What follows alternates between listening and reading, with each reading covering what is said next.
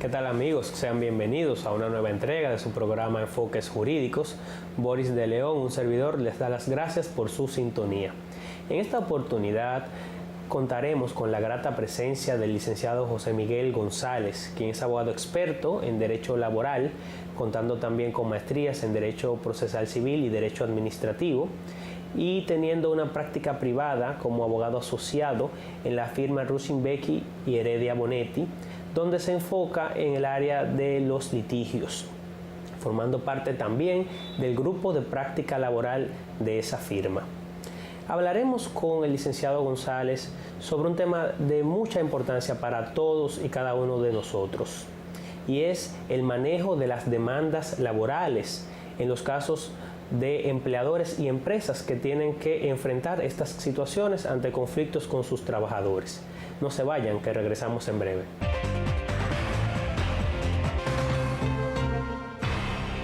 Bien, amigos, estamos de vuelta en su programa Enfoques Jurídicos. Bienvenido, José Miguel, a Enfoques Jurídicos. Gracias por atender a nuestra invitación. Gracias, Boris. Gracias a ti por la invitación. Para mí es un privilegio estar aquí en tu programa Enfoques Jurídicos. Y nada, aquí al servicio tuyo y del público que te sigue. Gracias. Como decía en el segmento anterior, en la introducción, hoy vamos a tratar un tema que es muy importante, ya que atañe a todos los dominicanos, ya que en todo momento hemos sido o empleadores o trabajadores. Y solo algunos pues pueden ya ejercer una práctica privada sin tener ningún tipo de relación laboral con más nadie. Pero en general, la gran mayoría de las personas trabajan para alguna empresa o para algún empleador. Entonces, este empleador o esta empresa, que puede ser una pequeña o mediana empresa o una microempresa también, tiene que enfrentar una situación y son las demandas laborales. Y vamos a empezar quizás alertando a la ciudadanía sobre cuál es el concepto de una demanda laboral para poder entrar en materia.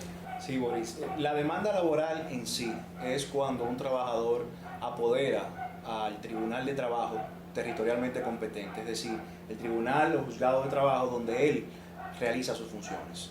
Ahora bien, ese apoderamiento que hace el trabajador a ese tribunal de trabajo viene precedido de lo que es la terminación de la relación laboral, que se da por muchas vías. Por despido, que es cuando el empleador da término al contrato de trabajo por una justa causa, por una falta establecida en el Código de Trabajo de manera expresa, faltas graves en el ejercicio de sus labores. Eso es el despido. Es una facultad que le está dada solamente a la empresa. Está también el desahucio como manera de terminación del contrato. El desahucio es tanto una facultad y un derecho que tiene la empresa como el trabajador. En el caso del trabajador es la famosa renuncia, que no está de manera expresa en el Código de Trabajo, sino como desahucio ejercido por el trabajador. Y es cuando una de estas dos partes da término al contrato sin decir por qué lo hace. Es un derecho que le asiste. Hasta aquí quise llegar hoy en esta empresa y di término. Otra causal también de terminación y que muchas veces desemboca, muchas veces, yo diría que la mayoría o la totalidad de las veces desemboca en los tribunales, es por la dimisión justificada, que es cuando el trabajador, porque ha sentido que su empleador le ha vulnerado algún derecho o ha cometido una falta en su perjuicio, le pone término. Eso es lo que precede una demanda laboral. Ahora bien, la demanda laboral, volviendo a tu pregunta del inicio, es cuando yo apodero como trabajador al tribunal. Ahora bien, ese apoderamiento yo como empresa no me doy cuenta, no me entero, porque lo que regularmente pasa es que el trabajador se presenta a través de su abogado en el tribunal, deposita, el tribunal le fija audiencia o le designa sala para 2 meses después y 2 o 3 semanas antes de la fecha de la audiencia es que el empleador te notifica, pero ya una demanda que existe con antelación.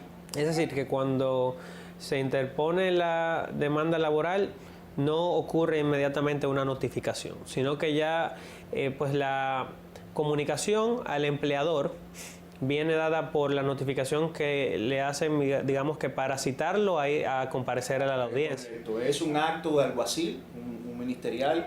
El alguacil es la persona que tiene fe pública, que manda el tribunal, que se presenta al domicilio tuyo, de tu empresa, y te informa que hay una demanda y concomitantemente te está informando de que hay una audiencia y te está citando para una audiencia que la primera es de conciliación. ¿Y qué debe hacer, José Miguel, la empresa o el empleador que recibe esta demanda. Digamos que llega una demanda y el empleador no está de acuerdo con los términos, lo que dice la demanda, piensa que es un invento, piensa que es un intento de extorsión, que es una presión, que ese empleado que realmente no tiene la razón y pone esa demanda en una gaveta. ¿Eso es correcto?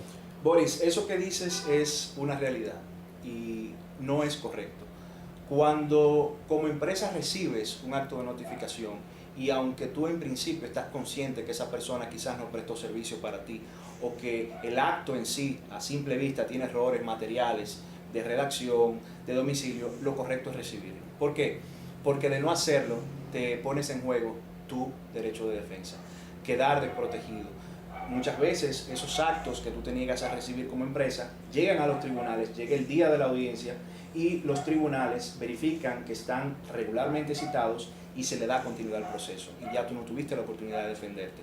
Eso pasa, llega después una sentencia condenatoria porque no tuviste la oportunidad de defenderte. ¿Por qué? Porque te negaste a recibir eso. Lo correcto siempre y lo recomendable es que recibas el acto y que te asistas de un experto en la materia para que inmediatamente, yo diría siempre que el mismo día, aunque sea por correo electrónico, aunque después se lo remita físicamente a tu asesor o técnico jurídico, es que se lo envíes, porque en materia laboral lo delicado son los plazos. Hay plazos fatales y se ponen a correr inmediatamente a partir de esas notificaciones.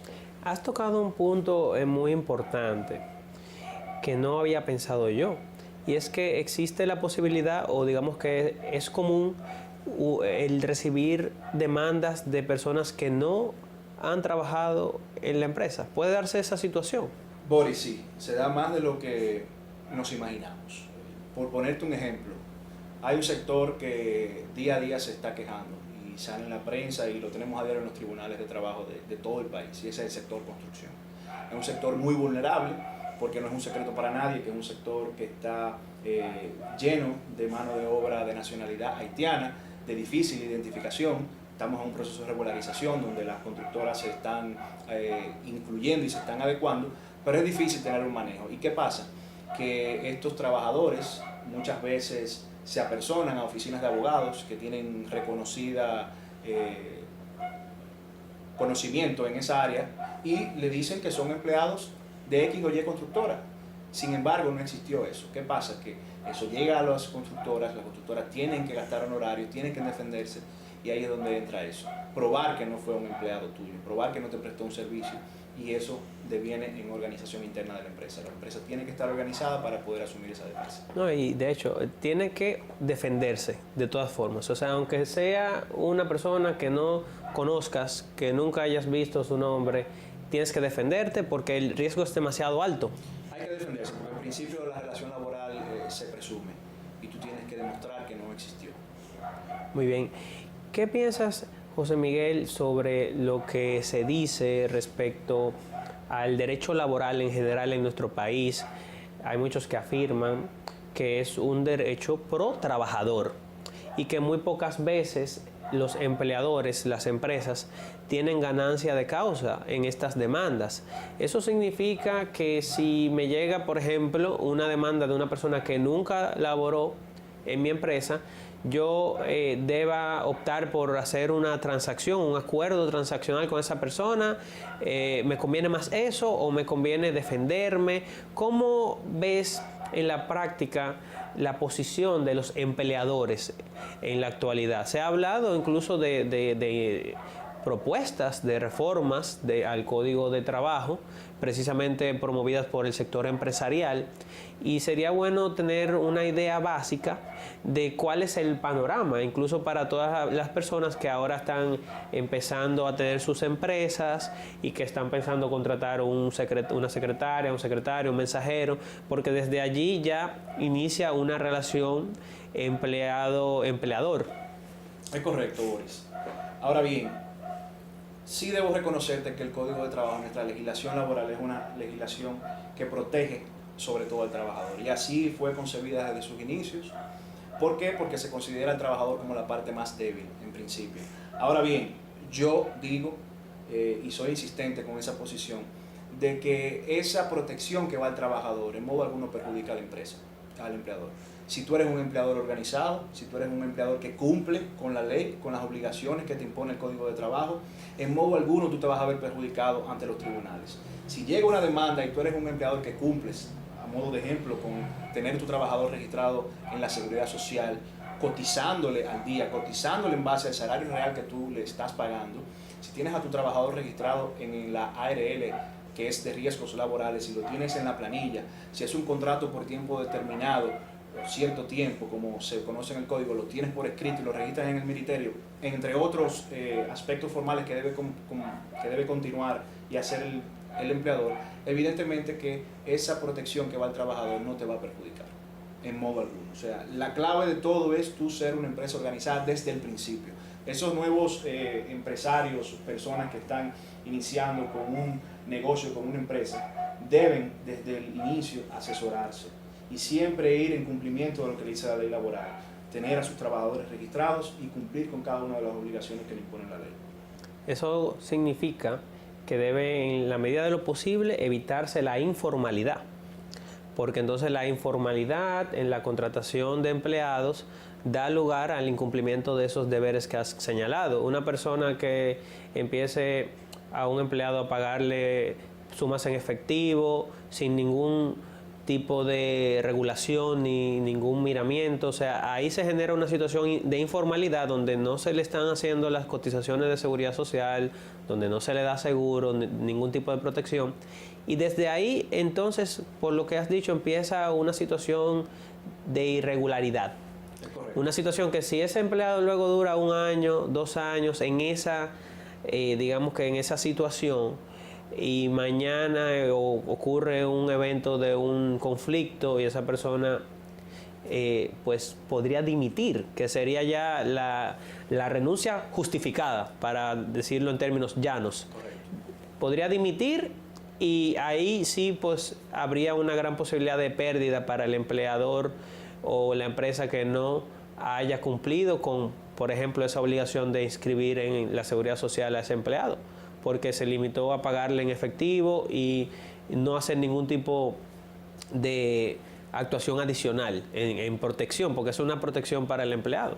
Así es, Boris. Eso es una contingencia que siempre tendrá abierta el empleador. Si comenzó y no se formalizó, no documentó los procesos como manda la ley, como manda el Ministerio de Trabajo, tendrá siempre esa puerta abierta a la dimisión, que es el caso que mencionaste. Correcto. Vamos a hacer una breve pausa, José Miguel, y cuando volvamos, quiero que hablemos y que ilustremos a la ciudadanía sobre lo que ocurre en el término económico con la demanda laboral. Una vez llega la demanda laboral por un monto, he escuchado que luego cuando vienen las sentencias por otro, mucho mayor.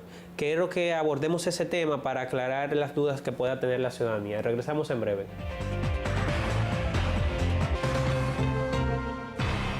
Bien, José Miguel, me surge una inquietud que tiene que ver con la confusión que aparenta reinar en el ámbito de los trabajadores al momento de realizar los cálculos de sus prestaciones laborales.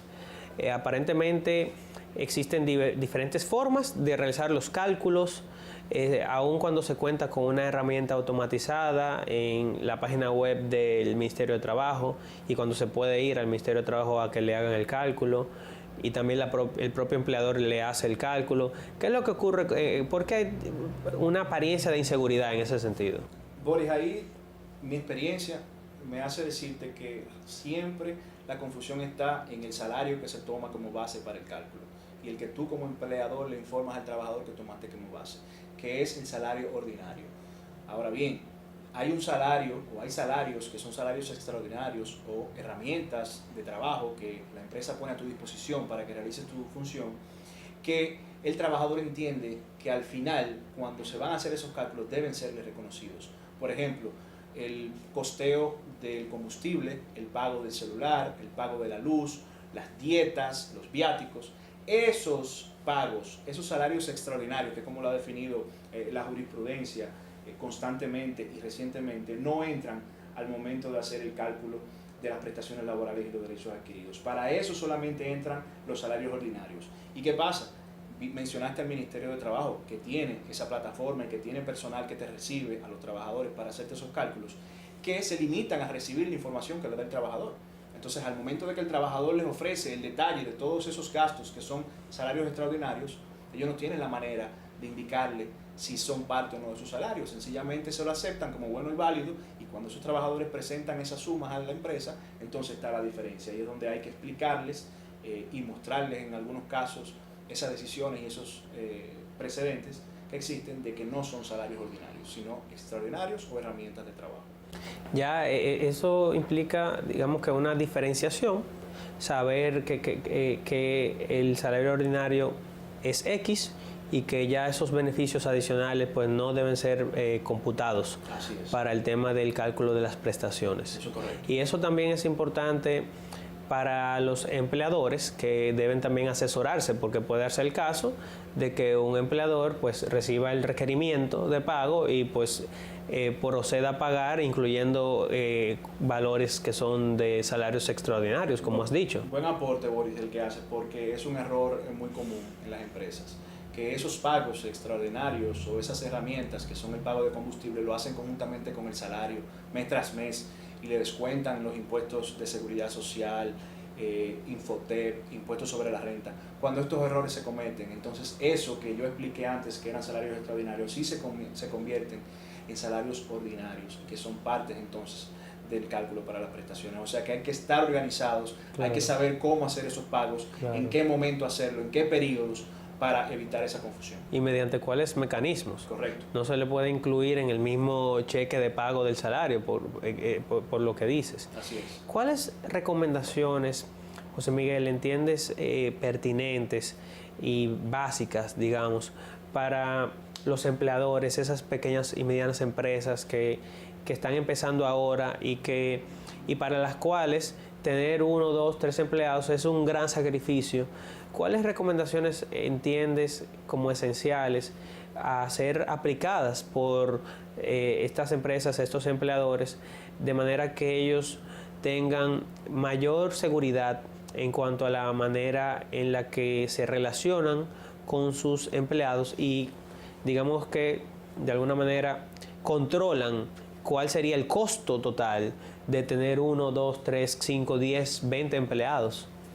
Yo insisto, Boris, que desde que inicias un negocio, desde que inicias una empresa y desde que tienes la disposición o la noción de que vas a contratar personal, debes de asesorarte previo a.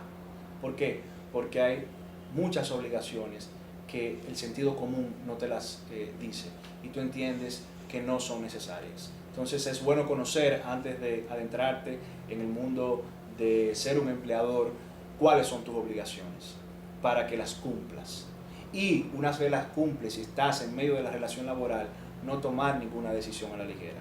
Tener contigo una persona de recursos humanos, un buen gerente de recursos humanos que maneje términos en esta materia, un buen asesor técnico que te oriente, al cual puedas llamar y pedirle una orientación. Por ejemplo, y no quiero dejar de mencionar este caso que se da mucho, es que muchas veces quiero cambiar el horario de trabajo de mi oficina, quiero cambiarle la forma en que le pago el salario, quiero dárselo en periodos mayores. Esos cambios yo entiendo que lo puedo hacer porque entiendo que no van a causar un perjuicio, pero no, le están vedados sin el consentimiento del trabajador, y eso muchos empleadores no lo saben. Entonces esos detalles son los que al final se te convierten en causales justas definiciones y determinaciones con justa causa, que luego terminan en los tribunales. Y José Miguel, ya para finalizar, una duda importante que aseguro que muchos televidentes que no manejan con mucho nivel de detalle la manera en la que se debe uno relacionar con los trabajadores, y tiene que ver con qué ocurre si, por ejemplo, al empleador o a la empresa le empieza a ir mal económicamente y dice, bueno, para mí me está yendo mal, esto es una justa causa para yo hacer un despido, por ejemplo. Eso, el hecho de que la economía de la empresa no sea favorable, ¿significa una justa causa para un despido?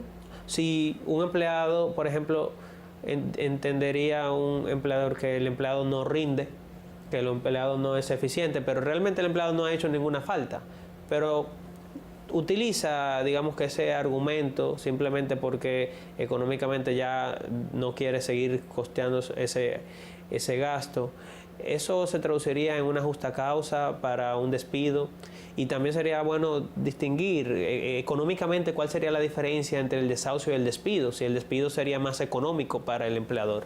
Boris, mira, en lo absoluto, el hecho de que la empresa esté pasando por una situación económica de precariedad, una crisis, no te permite despedir con justa causa al trabajador, porque eso no es una falta atribuible al trabajador.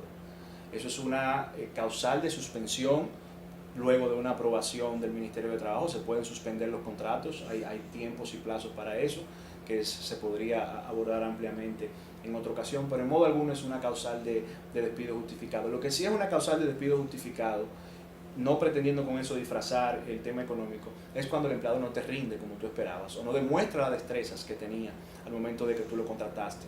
Eso sí te lo permite hacer la ley como despido justificado, pero no puede pasar de los primeros 3 meses de contratación. Evidentemente que hay diferencias entre la terminación por desahucio y despido. El desahucio te implica un pago mayor de indemnización porque te incluye las prestaciones laborales, que es el preaviso, y el auxilio de cesantía, que va a depender de la antigüedad del trabajador en la empresa. Y aparte de eso te incluye los derechos adquiridos, que son la bonificación, las vacaciones y la participación en los beneficios de la empresa, en los casos en que aplique la participación en los beneficios de la empresa. Y el despido, cuando tú demuestras que fue por justa causa, lo que mayormente se da en un tribunal, entonces solamente tienes que pagar derechos adquiridos. Ahí termina esa responsabilidad para ti y no debes de pagar las prestaciones laborales. Ok, muy bien. Y ya por último, José Miguel, habías mencionado al principio, en el primer segmento, que en esta materia habían plazos muy breves y plazos fatales. Y lo advertiste cuando mencionaste la importancia de atender con rigor cualquier demanda laboral que llegue, aunque parezca que no tiene ningún fundamento. ¿Y a qué te refieres con eso de plazos fatales y breves? Para que ya la ciudadanía comprenda qué tan rápido es que se falla una sentencia, o qué tan rápido es que tienes que buscar el abogado, cómo se maneja. Cuando me refiero a esos plazos fatales, te puedo dar varios ejemplos, pero tu pregunta me da la oportunidad de plantear una preocupación que muchos de los abogados que ejercemos en esta materia tenemos. Y es el caso, por ejemplo, del plazo que comienza a contar para ejecutarte una sentencia que te sea desfavorable. Hay un plazo que la ley te dice que es de 3 días francos, que eso tiene sus consecuencias, a modo de hacer más claro, 5 días. Luego del vencimiento de ese plazo que te comienza a contar a ti como empresa, luego de la notificación, la sentencia se hace ejecutoria, es decir, te pueden ir a embargar a la empresa tus bienes. Entonces ese plazo es fatal si tú como abogado no suspendes la ejecución de esa sentencia por las vías correspondientes. ¿Cuál es la preocupación y qué es lo que estamos nosotros, muchos abogados, pugnando? Porque ese plazo se amplíe. Al parecer los redactores del Código de Trabajo, cuando eso se hizo, quizás pensaron en que la carga iba a ser 1 o 2 casos de un abogado, pero un abogado que reciba a la semana 10 sentencias, se le hace muy cuesta arriba en 3 días suspender los efectos ejecutorios. Entonces esos plazos son fatales. Hoy día, si no se los cumples, si no suspendes los efectos ejecutorios, pones a tu cliente en riesgo. Y si tu cliente no te lo comunica a tiempo, tan pronto recibe esa notificación de la sentencia, que es una obligación que tiene, entonces también te pone a ti en un riesgo mayor, porque tendrás menos tiempo para hacerlo. Otro ejemplo es el plazo, por ejemplo, para tú defenderte en grado de apelación. Cuando recibes una notificación de un recurso, tienes un plazo fatal de 10 días. Si tú dentro de los 10 días después de recibir eso, no produces un escrito de defensa, que solamente como abogado lo podrás hacer cuando tu cliente te remita ese recurso que le llega a su domicilio, luego de ese plazo es irrecibible. El tribunal no lo va a ponderar y por ende tú quedarás en indefensión. Es decir, que hay una situación que incluso el mejor abogado no podría solucionar si el cliente no le facilita la documentación oportunamente. Así es, por eso es que tenemos que ser conscientes al momento de recibir esos actos de que estamos en una materia muy especial, y de que todos los plazos regularmente son muy cortos y fatales. Muy bien, muchísimas gracias José Miguel por atender al llamado de Enfoques Jurídicos. Creo que ha sido muy interesante este tema. Esperamos contar en una nueva ocasión con tu participación. Gracias a ti, Boris, te reitero que me honra haber compartido contigo esta entrevista y quedo a tu disposición. La materia laboral es bastante amplia y quedan muchos temas por abordar y muchas dudas que quizás podamos satisfacer a la ciudadanía. Muchas gracias. Gracias. Y bien amigos, hasta una próxima entrega de Enfoques Jurídicos.